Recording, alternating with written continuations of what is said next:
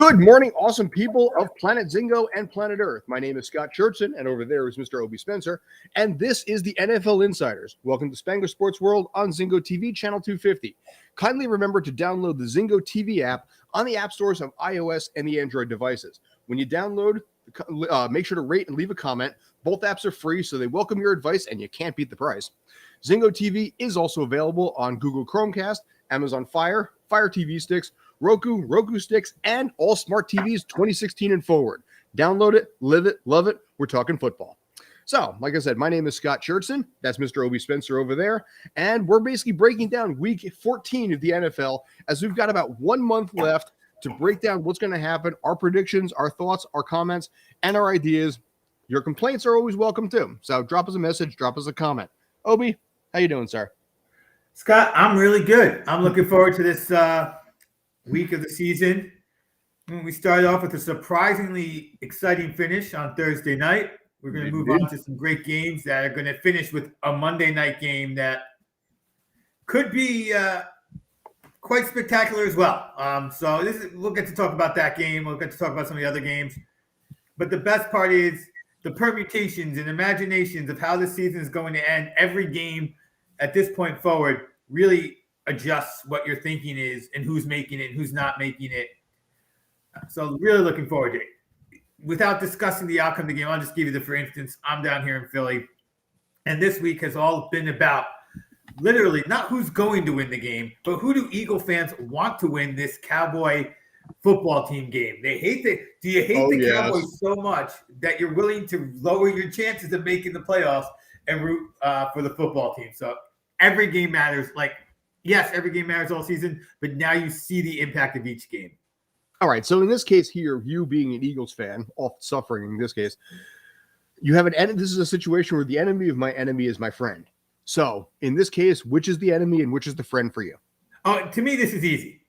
You've got to root for the Cowboys here. You have to look and say the Cowboys are probably a really good team. They're probably going to win the division.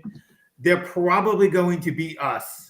We need to take that football team down. To me, this is really a case of, am I an Eagles fan? In which case, I'm rooting against the team that's closer to me, the team I have to step up above. Or am I a Cowboys hater? I felt like calling into sports radio all week to say this. You're not an Eagles fan if you're rooting for the Cowboys to lose. You're a Cowboy hater who happens to like the Eagles. And if the Cowboys went away, who would you hate? You wouldn't know what to do. Because if you're an Eagles fan and the Cowboys went away, it's easy. Now I hate the Giants. It's that easy. Like everybody hates the Giants. But I mean, it's like that simple. But if you hate the Cowboys and they went away, you're like, who do I hate? I don't know. I hated the Cowboys. I don't hate anybody anymore. And that's the difference. This is a simple, pragmatic solution for me. So when it comes to January, you're conceding the division. You're letting the Cowboys take that one in return for, in this case, right now, Philadelphia being only a half a game behind Washington. This would statistically have them in the same tie. However, you got Minnesota, you got San Francisco, you've got Carolina, you got Atlanta, who both those teams are going at each other. We'll talk about that a little bit. And New Orleans. It is a very, very, very tight space for 2 playoff spots. Now, in your case, this should give you some level of hope. Yes, the Dallas Cowboys have seen their lead slip from 4 games down to 2, and Washington has won 4 straight. However, Dak Prescott is 7-1 in his career against Washington, and so far at this point has only thrown 1 interception in 8 games. So you've got a team right now that should be able to rebound and should be able to beat a Washington team that, by all accounts, shocked a lot of people last week when they were playing in Vegas by pulling out that win. Respect where it's due, but I think in your case and your fellow Eagle fans that are forced to root for the Cowboys, I think personally you guys will be happy this week. That's my take. Thank you. And I just want to say something. A 4-game lead slipped down to 2. We like to show that and say that as commentators. But the point of having a 4-game lead is you have room to stumble, right? That's what a 4-game lead means. You have room to stumble. And over those 4 games over those 2 games that they lost, they didn't have Lamb for all of them. I think he was out for 2.5 games, and Cooper was out for 3 games. So it wasn't like the Cowboys' full offense was there. Again, that's why you want a bigger lead. And their defense has gotten better because DeMarcus Lawrence is back now, who may be the best defensive player in the NFL. can't stay on the field. And I'm sure Watt and Myles Garrett have some things to say about that. But overall, it's a team that looks to be getting stronger, not weaker, when you look at the players who are returning. So, again, another reason to not hang our hats on the Cowboys beating the Redskins, the football team, and then us winning out the rest of the season and somehow having it work out for us. Well, also additionally, head coach of the Dallas Cowboys, Mike McCarthy, did guarantee a win. So he will look like a right idiot if basically that guarantee doesn't come through. But again, like I said, in this case, I think a lot of people would be shocked if Washington ended up winning this game. I included in that. Yeah, so in this case, enemy of my enemy is my friend. In your case, go Dallas. Go Dallas. All right, let's move on. While we're still in the NFC, we're going to stick in the NFC East again. And let's talk about the other the other NFC East team that's playing this week. You know, we talked about your team. Let's talk about mine. Right now, the New York Giants. They are once again doing what the Giants do and are en route to having a losing season in 8 of their last 9 seasons. The one missed year, they won 11-5, but got absolutely demolished in the first round of the playoffs to Aaron Rodgers and lost 38-13. There are rumors that have persisted right now that in the game that the Giants had in their loss against your Philadelphia Eagles, that Daniel Jones suffered quote-unquote structural damage to his neck. Now, what that actually means has not been determined. Head coach Joe Judge has gone on record by saying that none of that is true. It's completely fabricated, but that is what a coach is supposed to say in that kind of situation. Now, in this particular game, they're looking at more than likely Mike Glennon will probably be getting the start for the Giants regarding the whole issue that he had last week when it came to COVID protocol. He is expected to start. He is out of concussion protocol. But the question is, how resilient is he going to be this week? Going up against an LA Chargers team that is sitting pretty in a wild card spot and on their side of the fence has a much more secure quarterback situation in Justin Herbert. Yeah, this is one of those games, sorry to say, that whatever the Giants are doing is irrelevant. Yeah, it's irrelevant. Justin Herbert and Mike Williams are coming to town. They're granted Keenan Allen is not playing, but that just means more passes to Mike Williams, who is just like Keenan Allen was quietly one of the best wide receivers in the NFL. Like the guys on this Charger team, other than Antonio Gates, who catch the ball, have always sort of just been quietly great. And Mike Williams is sort of in that conversation. You got Austin Eckler. This team is if the Chargers lose this game, this is just a classic. The Chargers go to sleep at the end of the season and they can kiss their chances goodbye. I don't think that's the Charger team that exists anymore. This isn't Phillip Rivers' Chargers. This is Justin Herbert's Chargers. 2 touchdowns away from 60 to be only the second quarterback ever to have 60 in his first 2 seasons. Dan Marino's the first. So that is good pedigree. Yeah, a good group to be in. So this is a guy and a team that I think is out to just say thank you for playing New York. We're not here to play this game. It's one of those games that might look good for half and then slowly drift away. And it's not going to end like I don't see this being the kind of ending like the Steelers had, where the Giants are making a last-ditch effort. The Giants with Mike Glennon are playing for starting roles. There's no reason to go any further on that. Yeah. At that, Mike Glennon's the starting quarterback versus Justin Herbert. Potential Hall of Famer versus a career backup.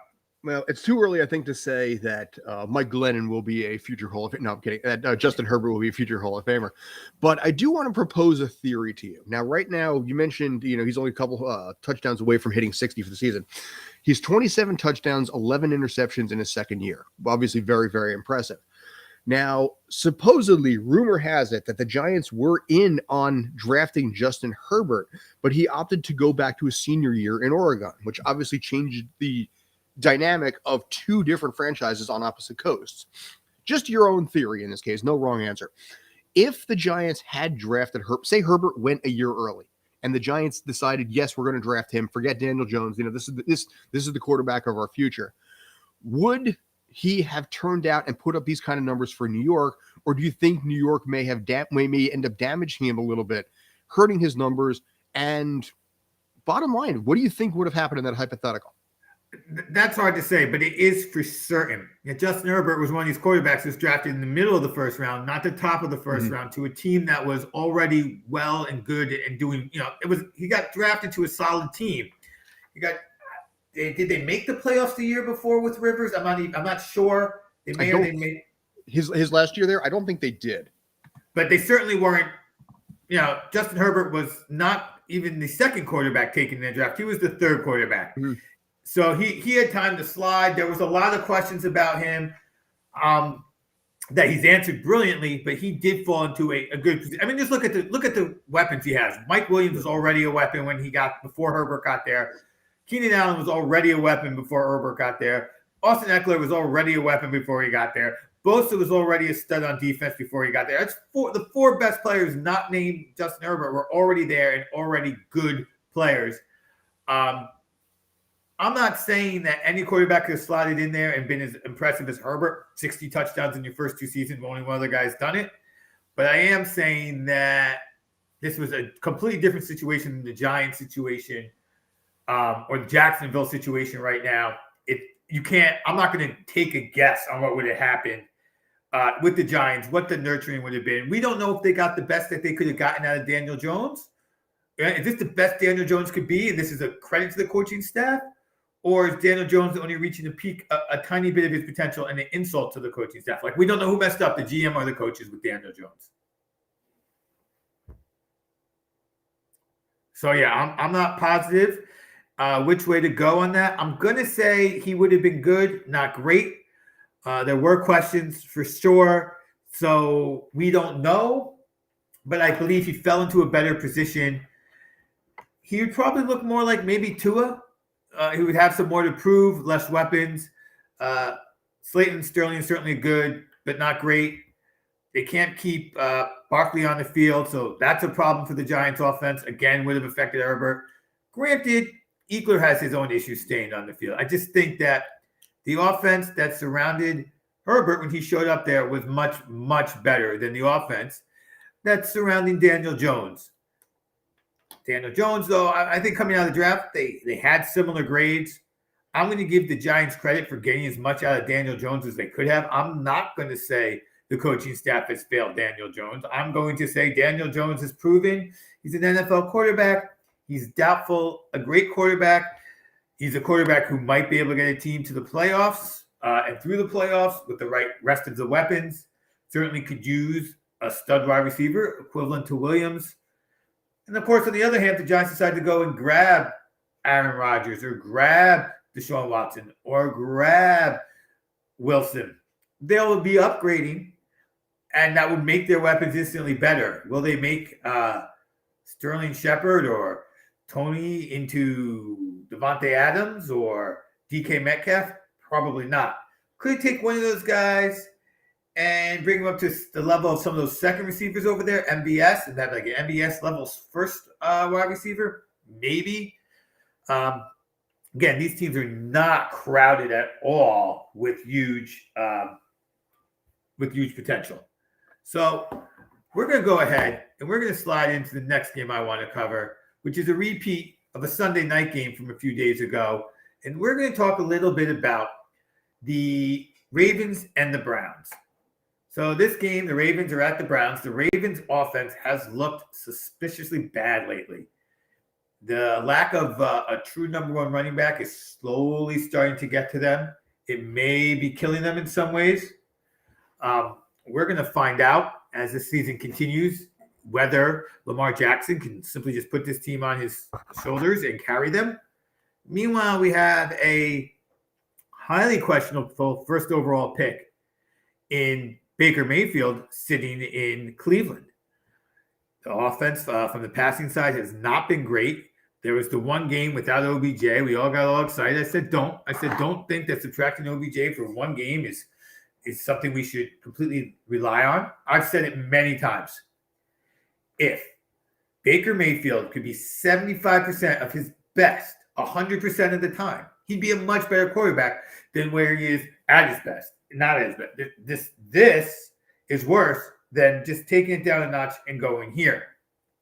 So how does Cleveland, who really needs to win this game to stay in the playoff hunt, go about beating the Ravens when they're at home?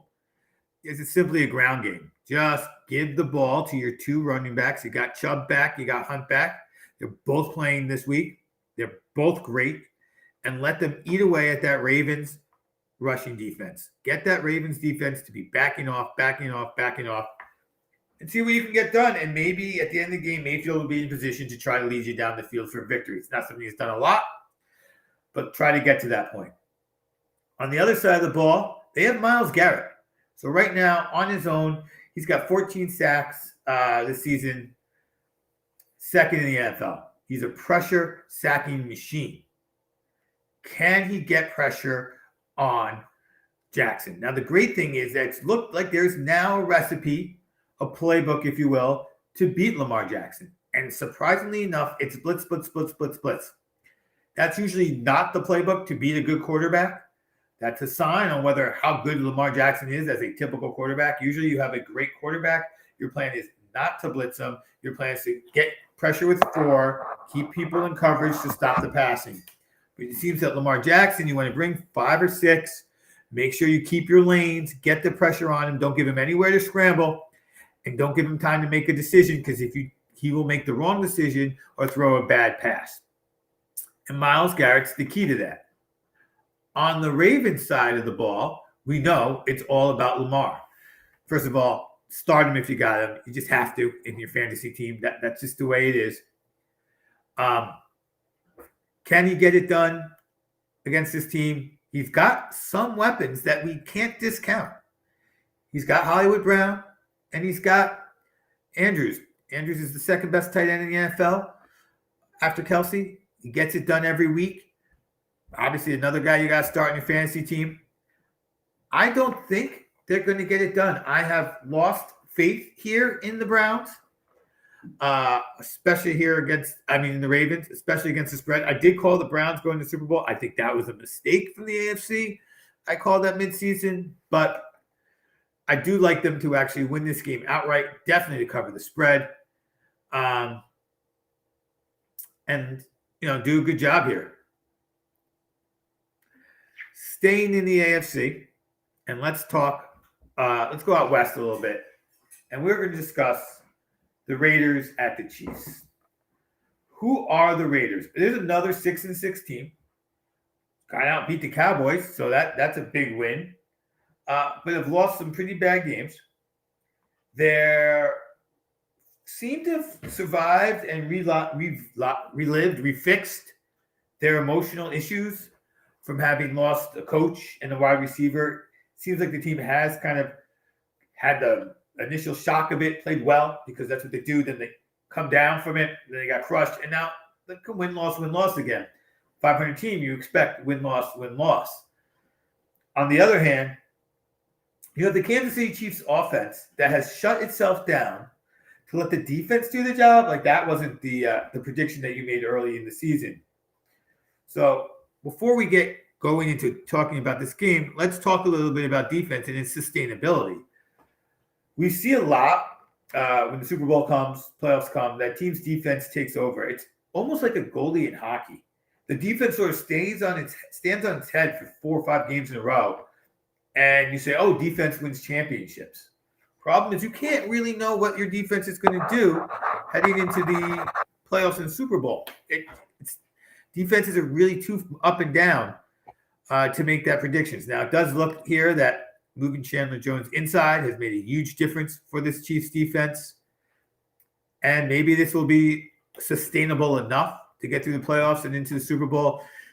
How crazy would it be if it is the Chiefs end up facing Tampa Bay and their defense crushes Tom Brady and Mahomes plays a so-so game and wins the MVP? Like that would be what we like to call poetic justice, I think. So, but let's get back to this game. Obviously, I have higher feelings and expectations here of this Chiefs team. We talked about Travis Kelce briefly a moment ago. He is the best tight end in the game. He feels like they got their swag back. They are really coming along overall in the team. So I don't know that this Raiders defense is going to stop Patrick Mahomes. It's the one team he's exploded against, 406 yards for 4 or 5 touchdowns. So I like Patrick Mahomes to go ahead and take care of this Raiders team. Will note that is my understanding that there is no backup running back of any note behind Jacobs. So if you have Jacobs, this is a guy you definitely want to look at starting this week in your fantasy. Now, the surprise team of the season, the Tennessee Titans versus the Jacksonville Jaguars. Surprise, you say? Well, look, when we saw this team, we knew they had one major weapon, a bazooka of a weapon in King Henry. And in the beginning of the season, he was a little slow. Then boom, he got going, and this team is now 8-4. So we have this 8-4 Titans team against the Jaguars. Before we go on, Scott, welcome back. I know you had some technical difficulties. I've already done. I know what I want for Christmas now.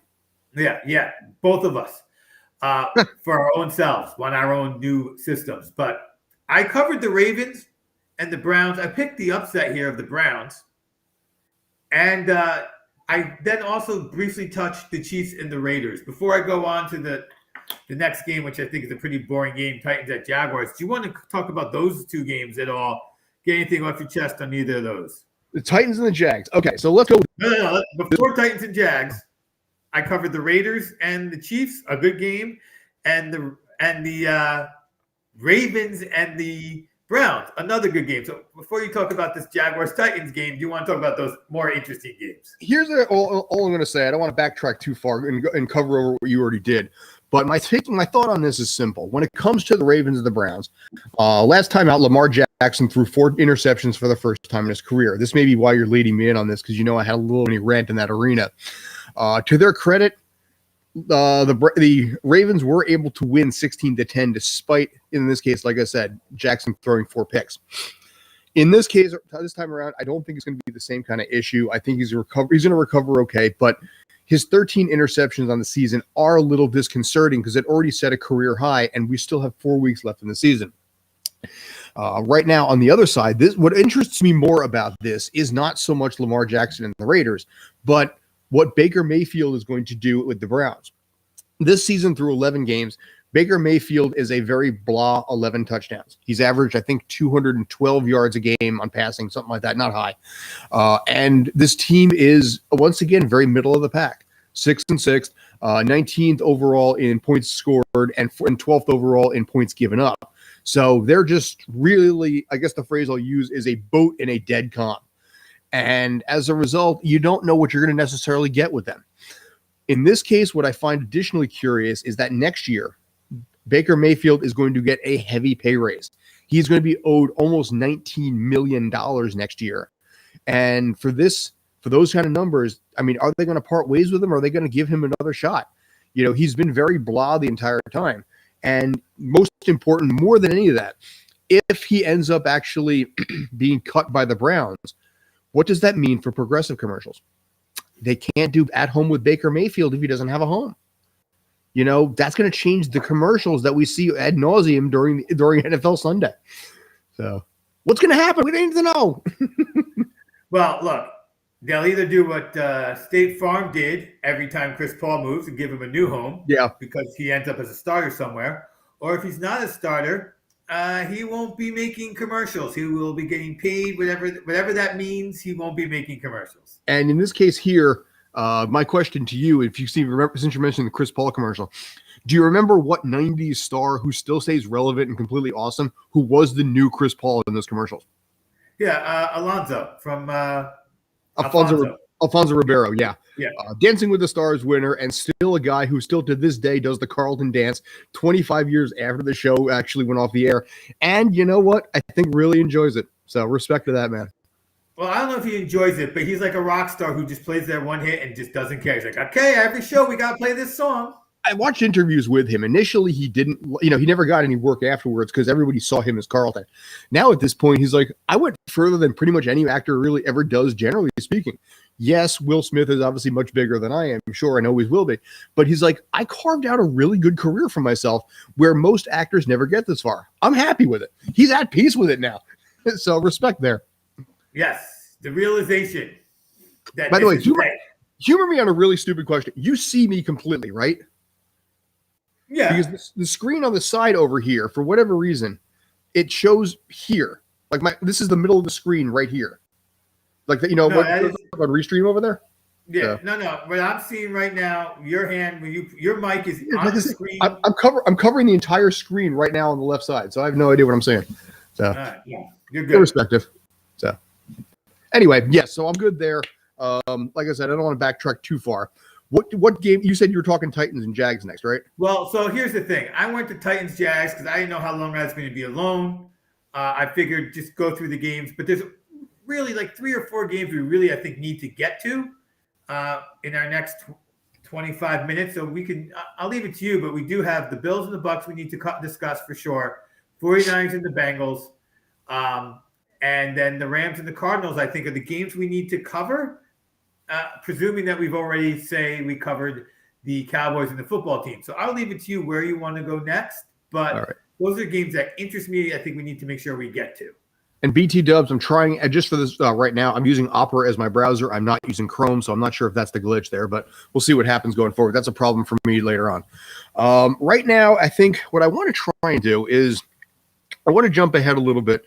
You talked about Bills Bucks, and I think that's probably a good avenue to go down, given what we saw last week with the team that the Bills had to play. And we talked about this, you and I, about what Bill Belichick brought to the table, in an impressive high-scoring affair that was, in fact, 14-10. It was the lowest number of passes thrown by an NFL team since 1974, when Mac Jones threw all of 3 passes the entire game, but respect had a 667 completion percentage because he completed 2 of 3 passes the entire day. But in this case, the Bills are going right from Bill Belichick to Bill Belichick's quarterback of 20 some odd years in Tom Brady. Now, what I find interesting here on 2 fronts is Tom Brady historically at home has an 83.2% win percentage. So right there, the Bills have an uphill climb. Additionally, if the Bills are going to be able to win this game, I ran the stats on this. Since joining Tampa Bay, Rob Gronkowski, when he catches a touchdown, the Bucs are 9-0. In games where he does not catch a touchdown, either because he's injured or just didn't catch one, the Bucs are 11-8. So the Bucs have not lost a game since Ron Gronkowski joined the team when he scores a touchdown. So you need to eliminate that man. You need to take him out of the mix if you're going to have a shot at beating Tampa Bay. I don't think that happens in this case. I think Tampa Bay does take this one 28-19, and I think Gronk actually gets a touchdown anyway. So I think this is going to go into the 12-8 record, not the 9-0 record. I think that the formula to beat this team is clear. It wasn't just the weather. Tennessee ran like heck against them the week before. And Leonard Fournette right now is, for the last 2 weeks, with all due respect to what we saw on Thursday night and what Jonathan Taylor has been doing, Leonard Fournette for the last 2 weeks has been the best running back in the NFL. 5 touchdowns in those 2 weeks. This is going to be an interesting case of Arian. We saw a lot of it in the beginning of last year. It got worked out by the end, and then it worked out for them in the Super Bowl, of Arians versus Brady. I think Brady is going, Bill has taught me that you play against the team you're playing. And no, we're not going to try to air it out against this great pass defense. We are going to give the ball to Fournette, and we're going to pound it away. And when they give us a passing situation, I will go ahead and check off to the pass, which is what Mac Jones isn't allowed to do. And I'll take advantage of it, and it will be there. But if they're not giving us the pass, we're gonna run it down their throat. And I think that Arians won a Super Bowl because he learned to listen to a quarterback who said, it ain't about the system, it's about the opponent, and this is what we're going to do. So I'm not sure that Gronk's going to be the guy who's open in those situations. I expect this to be one of Brady's yards and touchdown games that he's lowest in for the season. Not a bad completion percentage, though, by the way. I expect when the pass is there, he will get it and complete it. Just it's not going to be a lot of yards and touchdowns, and I think Fournette's going to go off on another third great game. And that is how they're going to win this game. This is football sometimes is a game of matchups. The flip side is that the Tampa Bay Buccaneers, their passing defense has come down from last year. The run defense is still spectacular. and Buffalo can't run. So I only think so now that lets them put 7 guys, not 8 in the box, stop that horrible rushing game of Buffalo's, and then stop the passing game as well. So I don't think that Buffalo is going to stand a chance. I just don't think you're going to see a Gronk touchdown. I just think it's going to be another ground and pound because that's what Buffalo can be obviously available to do against. And Fournette has just had that kind of a season. The other thing I think you'll see again is Fournette learned to catch the ball this offseason. And I think you'll see more passes to Fournette again underneath and just running up through the middle of the defense after that. So what you're saying is that basically Fournette will Buffalo. Yeah, I think Fournette's going to do what we saw last week, all on his own. I think that Fournette is going to, yeah. If you have Fournette, start Fournette. That's my opinion. Fournette. You probably got him late, and now you're very happy you did. You know, you're pairing him and Cordell Patterson. You go, what? How did I get these two guys? Win in my league with these dudes. Yeah. All right, cool. So, like I said, I think we're in agreement mostly in this case that Tampa will end up taking this game. I, for one, I think on that we agree. And what the game plan is where we differ. And I have unbridled regret for my decision to drop Ron Gronkowski when he was injured. And boy, do I regret that decision in my fantasy league. But gripes for another time, which will probably be every time I talk to you.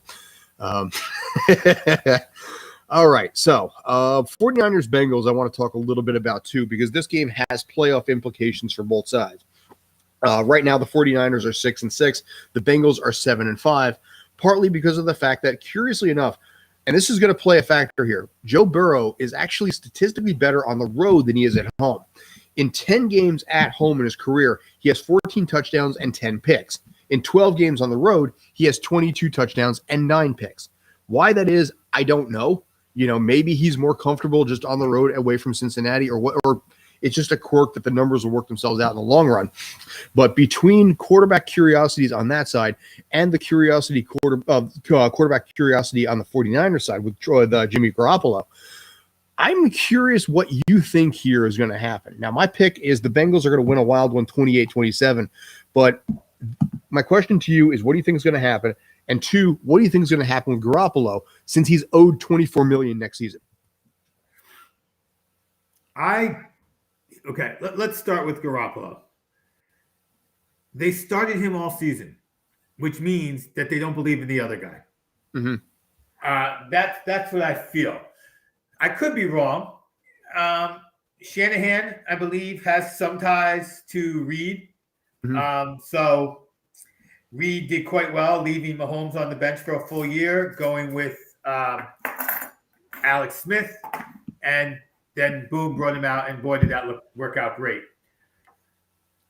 I don't think there's a chance they're going to eat that salary. So he might be the backup. That's conceivable, or he might get traded, but I don't think they're going to just eat that salary. You're telling me 24. I don't know what the actual guaranteed amount is offhand to figure that out. If it's 10, maybe they eat it and cut him and play Trey Lance instead. Otherwise, I think that I'm sensing that they don't have faith in Trey Lance. I'm sensing that Shanahan is furious that they didn't take Mac Jones, which is what the move was supposed to be for. Remember that? Oh, well, but all this stuff, I don't even want to go down the rabbit hole of where that went, that if they take Trey Lance, what it means. Because there were some things that were being bandied about. And now it looks like the best pick would have been to take Mac Jones. Granted, situation, blah, blah, blah, blah, blah, blah. Coach, situation. So right now, my gut feeling is Garoppolo starts. Now, I'm not going to predict this game because I don't know what's happening to the best player on San Francisco, and it's 11:34. I don't know if Deebo Samuel's playing. Deebo Samuel, like I said with Mike Williams earlier, is one of these great players. These West Coast wide receivers that aren't being talked about enough. If you have a fantasy league, you know about Deebo Samuel. This is his 3rd year. In 2 of his 3 years, he's been an absolute stud, although he does have a little trouble staying on the field, probably because he's a little smaller. If he plays, and you got George Kittle playing, I think San Francisco stands a chance.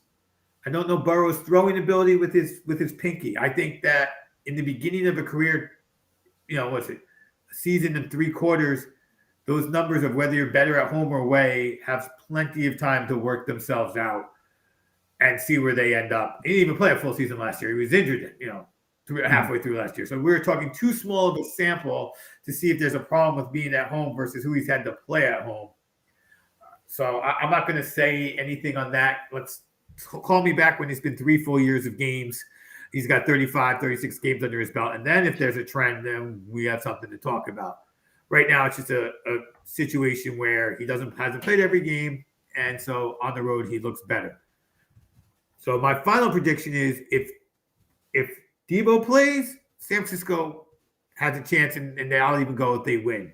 Debo doesn't play, then I like Cincinnati, and I like Cincinnati to win, kind of going away. I mean, it's a small spread, 1 point, so take Cincinnati with the points if Debo doesn't play. All right, fair enough. All right, so we have not talked Seahawks and Texans yet, which I'm not sure if you even want to, given the fact that both of those teams are pretty much going to go nowhere this season. Up to you. Do you want to go with it, or do you want to move on something else? I think Seahawks Texans are interesting. Let's come back to Seahawks Texans if we have time at the end. All right. In that case, let's basically flip back to the NFC. In this case, I want to talk a little Falcons and Panthers. I mentioned this at the beginning of the show, that those two teams are fighting it out right now with your Eagles and with Washington for the final 2 playoff spots here. The reason I'm mentioning this one is because right now both teams are in the same division. This is a long-standing, long-term rivalry between them, and both teams are grasping at whatever straws they can get to be able to reach the postseason, as right now both teams have a less than 10% shot per 538.com. The reason I wanted to really bring this up, though, is because it seems like Cam Newton is falling to earth. Prior to the bye, the game that he had previously, he was benched because he went 5 for 21 with 2 interceptions and, frankly, a 5.8 QB rating. Between that and between the fact that they just fired their offensive coordinator, I'm interested to find out your take on this of what is going to happen. Is Cam going to run? Is it going to be basically his team going forward? Do they give back to Sam Darnold? Do they give it back to PJ Walker? What does Carolina do? Because there's some upheaval there.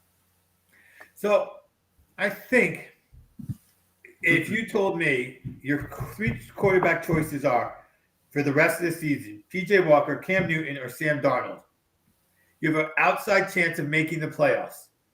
Pick one of those guys. I'm going to take the guy who went to the Super Bowl. That's number 1. Then I'm going to sit that guy down and say, who are you now? On the field, who are you? Are your legs better than your arm? Mm-hmm. So I'm going to let you start. But it doesn't mean that if you want to be a passer and your best asset is your legs, I'm going to let you use your arm when I can use your legs.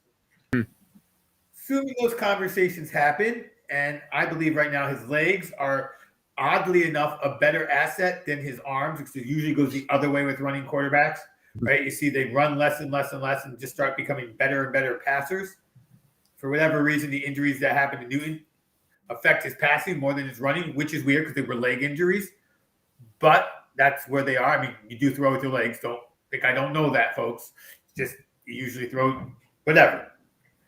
So I think you're going to see a lot of running. And I think you're going to see some real RPOs. I think you're going to see some legitimate options where that's a run play, but the quarterback just gets the option of who carries the ball, himself or somebody else. So I think that's what you're going to see out of the Panthers. Meanwhile, I think Atlanta is posed to go on a little bit of a run here, and take a shot at making it through the playoffs, hoping they get the losses that they need from everybody else. I like what Cordell Patterson brings to the table in his age 30 season. So I'm going to take the Falcons to kind of take this game. I think that they are slightly better than Carolina. I think they have a slightly better quarterback in terms of where they are at the end of their careers, which they both are at the end of their careers. I think he's got much better weapons with Pitts as the primary wide receiver, even though they don't have the same kind of running back and better running back too, to be honest, with Patterson versus Chuba Hubbard, who may turn out to be a better running back over his career, but just not yet. So I like the Falcons. I like Newton to be the quarterback for the rest of the season. If nothing else, even if they're out of the playoffs, protect Darnold, keep his mind safe, and work on him for the last year that you got to pay him, and then see what happens after that in your quarterback situation. All right. Let me ask you this in regards to the quarterback situation, looking forward to 2022. Right now, you've got 3 quarterbacks that are sitting over there, and allegedly the Panthers have interest in Gardner Minshew. That's obviously, hits you on the home turf a little bit that way. If you were the GM over in Carolina, would you consider that? If I was a GM on any team that is questioning its quarterback situation, I would be interested as a second option after we get those studs off the board. My number one option is Gardner Minshew. Okay. This is a guy he has a legitimate problem. He's Pennington. He's got a weak arm by NFL standards, but he's got incredible accuracy, incredible will. So the intangibles are obviously there and the accuracy is there.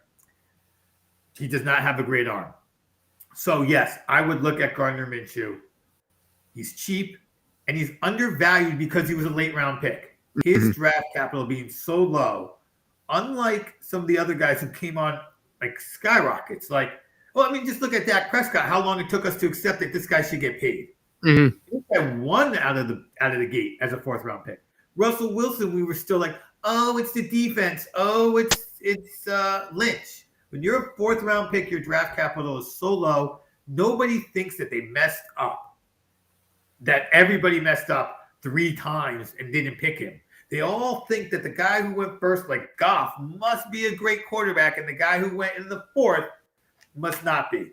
So if you can get over that hump, you got to show interest in Gardner Minshew. Big Minshew maniac myself. 2 years ago, last year, there was a whole movement in fantasy sports in the Dynasty community. There was, if you're not playing Dynasty this year, you got to build a Minshew maniac team, which meant your first pick had to be Gardner Minshew, and then you go from there. Because a lot of these guys in the Dynasty community, like myself, your redraft league is always your secondary league. So go ahead, have fun. I'm on board with Minshew. If you can't get Wilson, you can't get Rodgers, and you won't take Watson, then Minshew's your number 1 choice. Nice. All right.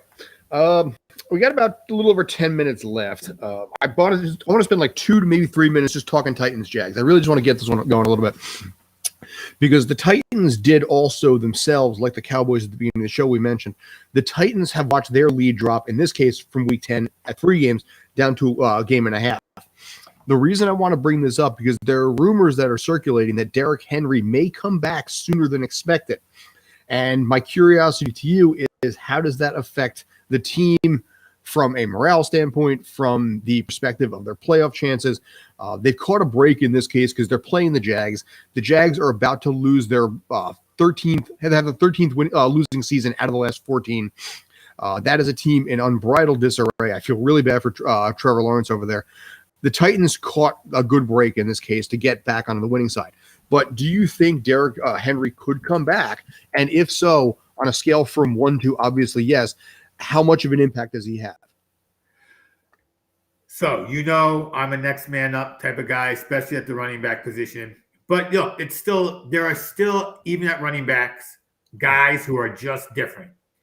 Titans were fortunate enough that the guys they had behind Henry were NFL quality running backs who can carry a team and be NFL starters, just not Derrick Henry. When your team is built the way the Titans are built, you need a guy who's different at running back to get you through the playoffs. I don't think that he being hurt, by the way, is their biggest issue. I think the fact that Julio Jones hasn't been around all season, A.J. Brown's been, I think those are bigger issues, but in the regular season, but in the playoffs, if this team is going to try to beat Kansas City, this team is going to try to beat New England, this team is going to try to beat the Horseshoes, assuming the Horseshoe, whomever you put them up against, you're going to need, I think, Derrick Henry. He is a difference maker at running back like nobody else. With all due respect to CMC and Kamara and Barkley, he's been doing it for 4 years. This is probably his last season. Like, I don't know if he comes back, what he's going to be physically. I just don't know. But if he makes it back this year, I don't think it adjusts the regular season perspective. They're going to beat the Jags. They're going to probably beat the Steelers, who I think are probably are about to hang it up. Like, I wouldn't be surprised. I don't know how they don't put in Haskins to see what they got now. Like, but yes, I know that the coach there, Coach Handsome, is not going to give up the season while there's still a chance. So you're going to see Big Ben. And the schedule's tough as I'm looking at it, though. Then they don't have any cupcakes till the last game of the season. This Titans team, like, they got Steelers, Niners, and Dolphins, all middle of the range teams. So those are not bad teams. They're not cupcakes. Those are teams that win half their games. But I think the bigger question for the regular season is, can that offense, that passing offense, resemble something of an NFL passing offense? And I believe Julio Jones has come off the DL, the IR, and we're looking at getting A.J. Brown back. Those are bigger, more pressing concerns for the regular season. The playoffs, you want Henry because you're a running offense. It doesn't really work in today's NFL, so you need a difference. You need a guy who's not like everybody else, and that is Derrick Henry. He's not like everybody else at all. Nice. All right. So basically, you kind of gave exactly what I figured you would there, but we got 9 minutes left. I want to touch Sunday Night Football and also Monday Night Football as well. So first off, Sunday Night Football, we got basically both games have division rivalries that are happening, which is why I want to basically end on this case. Right now, we got the Bears going to Lambeau to take on Aaron Rodgers and the Green Bay Packers. Now, the Bears have lost 16 of the last 20 games against Aaron Rodgers and the Green Bay Packers, dating back to 2011. Do they have a shot, a snowball's chance in HFIL, or are they done? How did Aaron Rodgers put it? I own you, guys. Yeah, no. Aaron Rodgers puts up stinkers. He does. And he puts up stinkers against bad teams. I bet we've been going over what are these guys' records against teams with winning percent who have losing records and winning records at the end of the season. I bet you Aaron Rodgers' record against teams with winning records is probably the closest to the records against losing records of any team, because the teams he loses to usually are the bad teams. So there is a tiny little chance, but the Bears are different to him.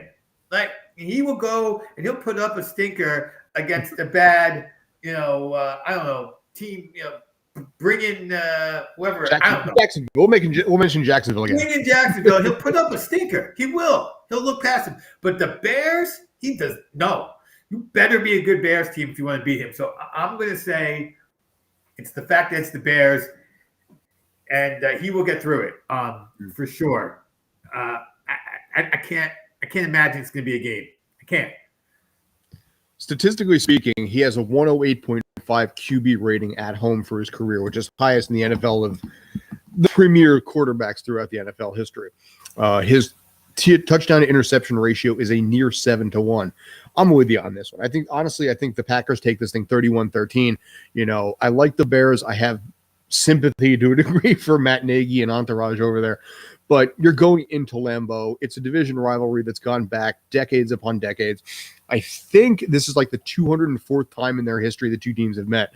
So, yeah, I don't know how you can possibly look at this and think that Aaron Rodgers is not going to bring more than an A game on this, something like this.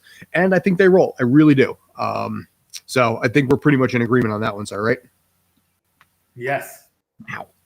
Off the shoulder. All right, so we got, like I said, about 5 minutes left. Did want to talk about Monday Night Football in this case, because we have a division rivalry on the other side with the AFC West, with the Rams traveling over to Arizona and Phoenix to take on the 10-2 Cardinals. The Cardinals have Kyler Murray back. That's great for my fantasy league, although Colt McCoy, to his credit, did a very serviceable and a very solid job as the backup QB. In this case, because Matt Stafford has a brutally terrible record against above 500 teams, and with Arizona already being clinched as an above 500 team this season. Do they have a snowball's chance in HFIL to actually be able to pull off a win here? So I think that the Rams have every chance to win this game. Like, this is a game I think that is geared towards the Rams. Interesting note, Kyler Murray came into the season 0-4 against the Rams in his brief career. He's now 1-4 after winning earlier this season. They've lost 2 games so far this season, one against a very good Packers team, and I don't even remember who they lost to when Colt McCoy was starting. But Kyler Murray's back. The interesting thing to me about this game is last time you and I watched the game together with the Cardinals involved, somebody pointed out to me that Kyler Murray's first step in the pocket is to the side. It's a lateral step, not stepping up. That may or may not be a consistent thing. Might have been a plan for that game. I don't know. It was the Green Bay game, as a matter of fact. Now, you know the middle of that pocket's going to be filled up with Aaron Donald. So if it's a plan, it might be a good plan for your first step to be sideways and not up against this Rams defense. I will note something that I think is incredibly important. We're going to tie back to something you said earlier in the game in the show, and now I want to get back to it. You came back.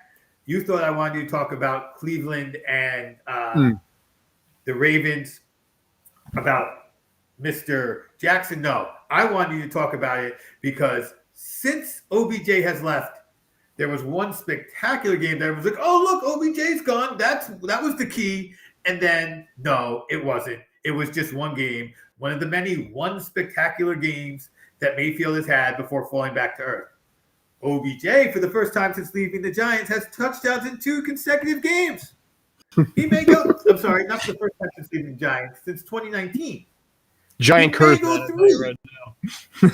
may go 3 games in a row with a touchdown, having left Cleveland to a better quarterback who can't win against good teams, but either can Mayfield and is a much better passer. So I think that we're seeing that, OBJ's career wasn't over. I think that's important to note. I don't think he's OBJ anymore, but he is an NFL wide receiver, and I expect him to cause chaos in that defensive backfield for Arizona. And having 2 great wide receivers in Kupp and OBJ might be enough to slow this Cardinals defense down. I don't know if it will be. So I give him a fighter's chance for sure, but I think the Cardinals are about to put their stamp on the NFL season, and we can start respecting them and stop saying, oh, the Packers, oh, Tampa Bay, and start looking at Mighty Mouse and team and be like, oh, wait, they're 11-2. One thing I just want to add on this, also earlier in the season, Arizona snapped an 8-game losing streak against the Rams. So Jared Goff was apparently the key for the Rams to actually beat Arizona. Matt Stafford is not going to be said key. And again, this is a different Arizona team. There's a lot of reason to be excited out there. And got a soft spot for that team, even without Kyler Murray in my lineup. Just because of the fact that I like teams that suddenly have, success after years and years of mediocrity. Tampa is another example of that. I mean, I see what's happening with Tampa, just the Tom Brady factor. You had all of those years of mediocrity, suffering, and last year they went 11-5, won the Super Bowl, and they were a stronger team this year. I mean, that is so overdue if you're a Bucs fan. So I feel the same kind of thing when it comes to Arizona here. They've got a good future, and like you said, if they win this game, they'll pretty much solidify the division and start making severe headway to start really putting the gamut down to get that first round bye too. So yeah, I agree with you about the soft spot for a team that's coming up, that's on the up. I just don't feel like taking the team from one city, putting it in another city, and changing its name gives me a soft spot. And, no, but I mean, Arizona's been Phoenix, slash. Tampa, I'm talking about Tampa Bay. I'm talking about taking Brady, taking Gronk, taking AB, coming down, bringing your offense with you, and then going, oh, look, this team. No, this is like the Yankees when they're like, if we buy this guy, this guy, and this guy. If the Eagles took all of, we got to wrap this up. But if the Eagles took all those guys and basically signed all of them and said, okay, you guys are playing here, you're going to say no, I don't want the Patriots. You'll be like, hell no, I'm taking that. Right, but I'm the fan. I'm not a guy with a soft spot for a different team. That's fair. Okay. But yeah, from their standpoint, I feel good. Anyway, that's my point. But I think I just took us to the end. Yeah, we I'll did. give So my we're going sign to off, and you can say goodbye I'm for Scott us. Churchson. That's Obie Spencer. Thanks as always for tuning in. Check us out on the Sports Den on Tuesday at 4 p.m. as we break down this. We talk MLS as NYCFC, the team I have covered all season, wins their first MLS Cup. By the way, they'd never won a cup before I started covering the team. Just want to point that out. And as always, have a great day. Take care and be awesome.